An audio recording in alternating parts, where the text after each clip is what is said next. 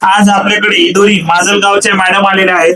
दोघींचा बचत गट आहे. त्यांना पापड बनवायचा बिझनेस चालू करायचा आहे. त्या आपल्या सिंक्रोमेट कंपनीमध्ये आलेले आहेत.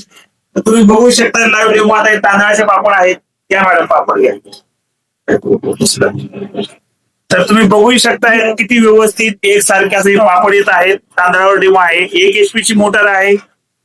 ज्यांना उद्योगधंदा चालू करायचा आहे नवीन त्यांच्यासाठी आपण एक स्मॉल साईजची मशीन बनवलेली आहे. तासाला 5 किलो पर्यंत पापड निघणार आहेत.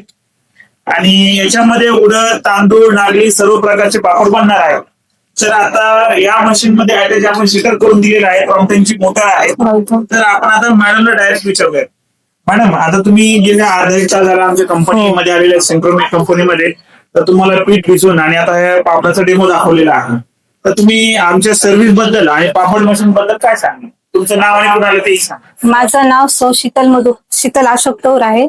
आम्ही माजलगाव तालुक्यातून रिदुरी या गावातून आलेलो आहोत. ओके.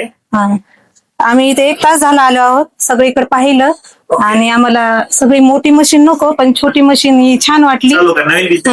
नवीन बिझनेस चालू करायचा आहे. त्यामुळं आम्हाला तुमच्याकडून हे पाहायचं होतं. ही सर्व्हिस खूप छान वाटली आम्हाला तुमची आणि आम्हाला मशीन पण खूप आवडली.